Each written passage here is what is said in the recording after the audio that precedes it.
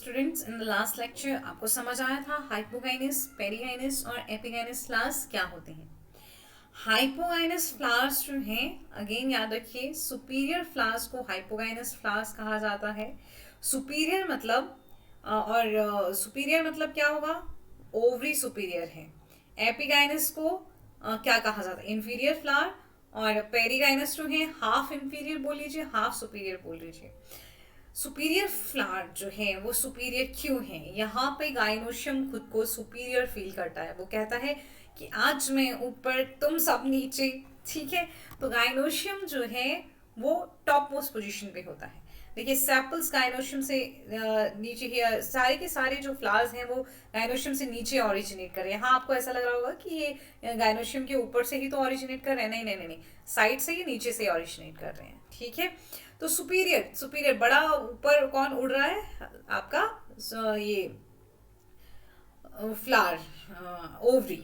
Okay, तो इसीलिए वो हाइपोगाइनस उस तरह से सुपीरियर ओवरी होता है। यहाँ पे ऑलमोस्ट सब मैं एग्जांपल्स नहीं दोबारा दोबारा बता रही हूँ, क्योंकि आपने देख भी लिया और पहले भी मैंने बताए थे। पेरीगाइनस फ्लावर में जो है वो सारे के सारे जो हमारे फ्लोरल फ्लोरल पार्ट्स होते हैं वो बिल्कुल बराबर ही चलते हैं। तो सेंटर पे मौजूद होता है हमारा जो गायनोशियम होता है।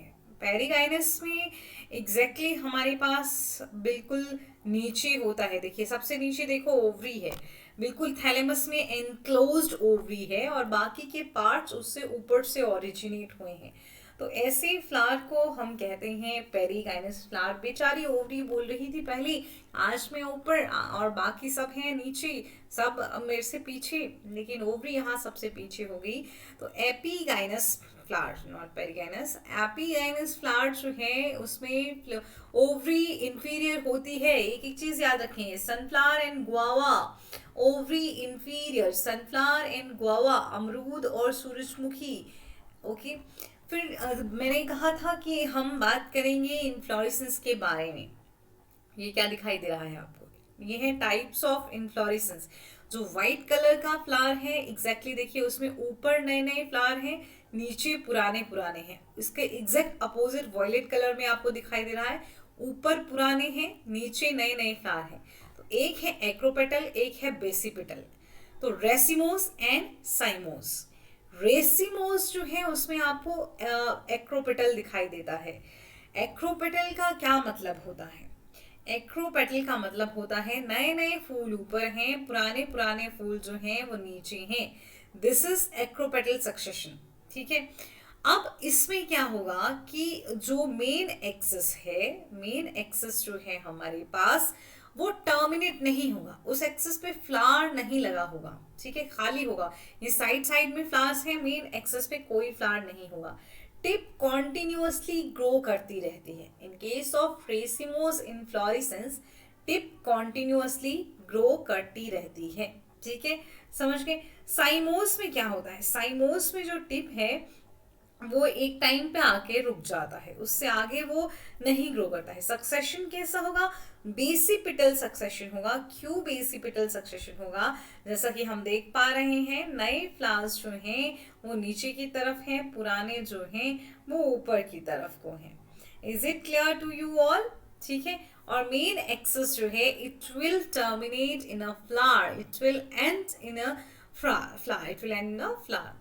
तो फूल का पेटल्स आप देख रहे हैं, बहुत सुंदर सुंदर पेटल्स होते हैं। ठीक है, अब फ्लावर के पार्ट्स भी आप समझ गए हैं कि कौन कौन से हैं। Androecium, gynoecium, sepals, petals. ठीक है, कितने ही सुंदर फ्लावर्स हैं, इनका आपको कितने सुंदर पेटल्स दिखाई दे रही हैं। ये पेटल्स जो हैं, यही पेटल्स हमको अट्रैक्ट करती हैं।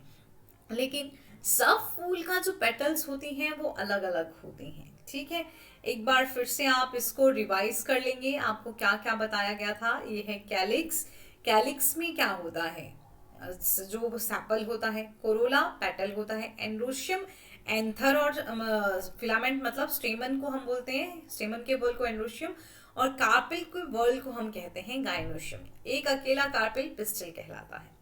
कैलिक्स की यूनिट क्या बताई थी, सेपल। एक यूनिट क्या है, सेपल। और कोरोला की एक यूनिट क्या है, पैटल।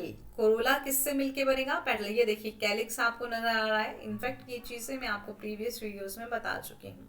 ये फ्री सेपल्स, ये देखिए गैमो और सेपलस, ये फ्यूज सेपल है गैमोसेपलस, और फ्री सेपल्स जो है वो आपका पॉलीसेपलस कैलिक्स है। ठीक है, फ्री सेपल्स देखिए, सेपल्स फ्री है पॉलीसेपलस, सेपल्स फ्यूज है गैमोसेपलस। फिर से याद कर लीजिए, free means polysepalous, fuse mean gamosepalous. तो कैलिक्स जो है वो गैमोसेपलस हो सकता है, पॉलीसेपलस हो सकता है। अब आती है बात पेटल्स की। तो पेटल्स मतलब पेटल्स भी फ्यूज हो सकती हैं, पेटल्स भी फ्री हो सकती हैं। ठीक है, तो पेटल्स भी जिस तरह से हमने गैमोसेपलस और पॉलीसेपलस पढ़ा, पॉलीसेपलस हमने जाना, पॉलीसेपलस होता है फ्री सेपल्स। अब पेटल्स के टाइप हैं, जैसे व्हील की तरह दिख रही है, फनल की तरह दिख रही है, बेल की तरह दिख रही है, ट्यूब की तरह दिख रही है। तो इन शेप में आपको जो है वो पेटल्स नजर आती हैं। ठीक है, ये शेप्स आपको पेटल्स की देखने को मिलती हैं। ठीक, ये देखिए यहाँ पे आपको अगेन पेटल्स फ्री दिखाई दे रही हैं और फ्यूज दिखाई दे रही हैं। फ्यूज फ्री दिख गई। अब फ्यूज पेटल्स को क्या कहेंगे? इन्हीं फ्यूज पेटल को हम गैमो पेटलस, कोरोला इस तरह का कोरोला गैमो पेटलस होता है। फ्री पेटल्स मतलब पॉली पेटलस कोरोला।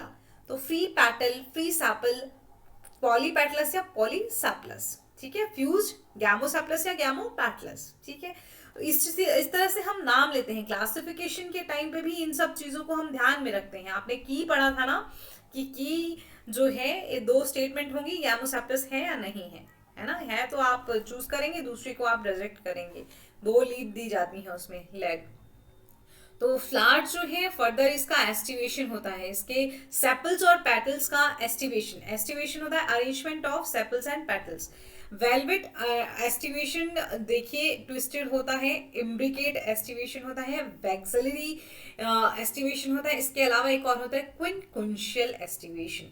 सबसे पहले बात करते हैं वेलवेट एस्टिवेशन की। देखिए सारे के सारे जो पेटल्स हैं वो एक बराबर हैं और सेपल्स भी एक बराबर रहेंगी।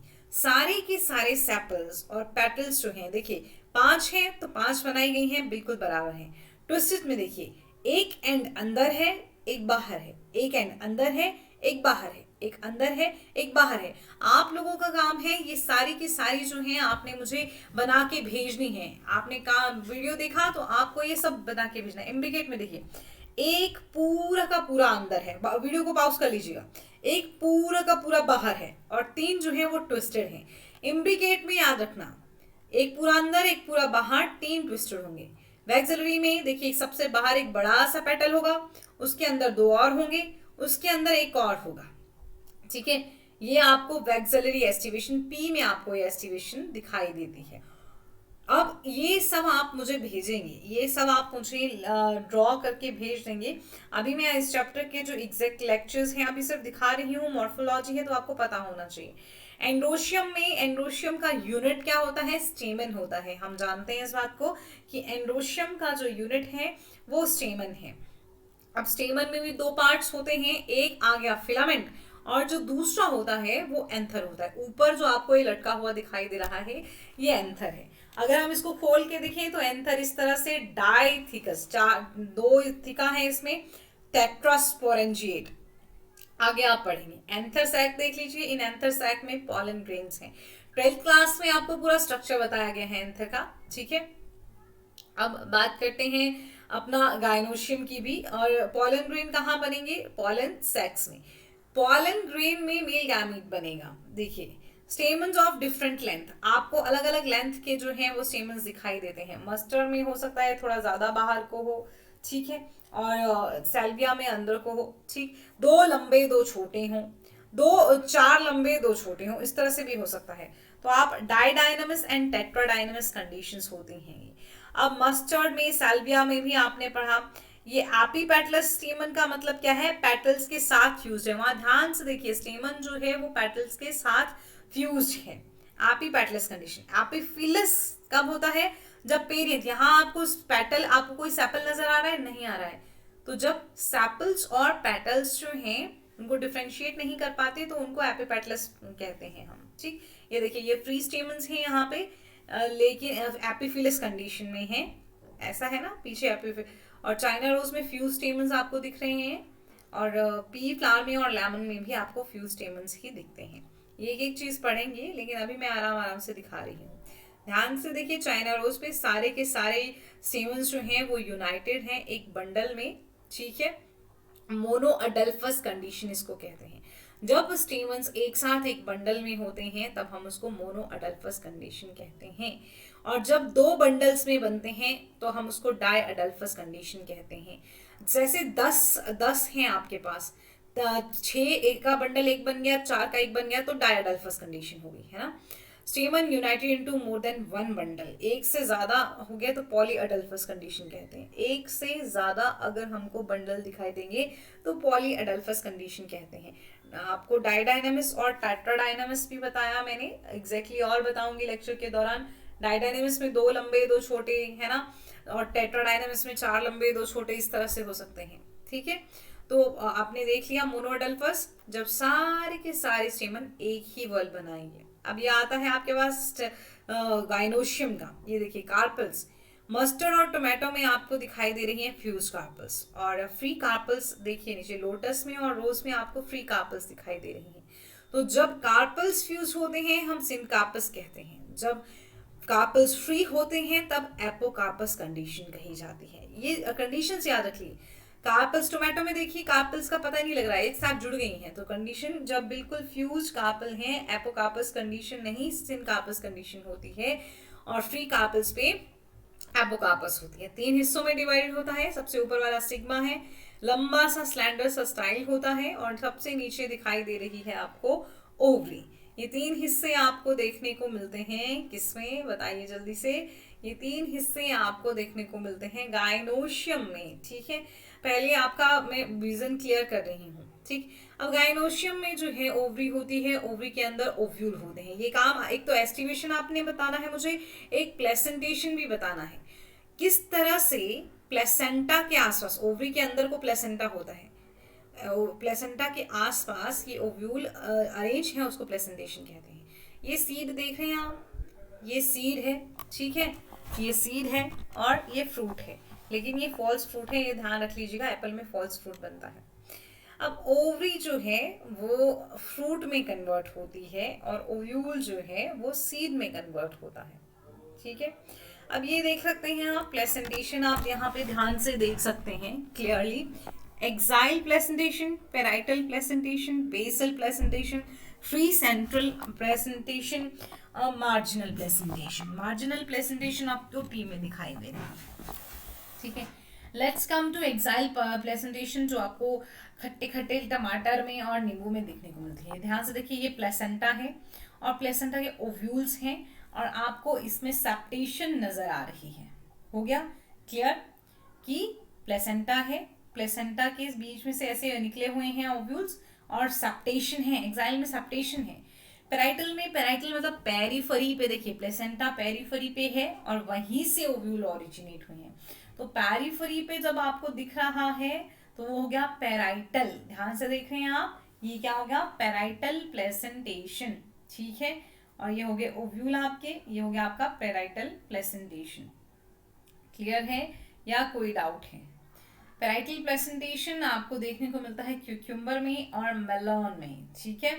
क्यूक्यूम्बर और मेलॉन में, हालांकि एनसीईआरटी के और एग्जाम्पल्स में आपको बताऊंगी। बेसल प्लेसेंटेशन देखिए, ये है प्लेसेंटा, और एक सिंगल ओव्यूल बेसल प्लेसेंटेशन में बेस ऑफ द ओवरी से ओरिजिनेट करता हुआ हमको दिखता है।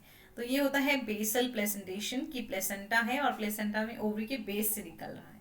तो मैरीगोल्ड और सनफ्लावर एक ही फैमिली के मेंबर्स हैं, एस्टिरेसी इनकी फैमिली होती है, इनमें ये हमको देखने को मिलता है। अब फ्री सेंट्रल में देखिए, एक्साइल जो आपने पढ़ा, फ्री सेंट्रल पढ़ा, एक ही डिफरेंस है, एक्साइल में आपको देखने को मिल गया सेप्टम, है ना, ऐसे भाग हुए थे, 3 भाग हुए थे, यहाँ पे वो भाग नहीं है, बस इतना डिफरेंस है। पर कई बार फॉल्स सेप्टम बन जाता है, उस फॉल्स सेप्टम को हम रेप्लम कहते हैं। प्रिमरोज में और डायंथस में आपको ये देखने को मिलता है। मार्जिनल जो है, मार्जिनल पूरा मार्जिन्स के साथ प्लेसेंटा मूव करता है, और साइड साइड में जो है क्या बनते हैं, ओव्यूल बनते हैं। पी में मार्जिनल प्लेसेंटा देखने को मिलता है।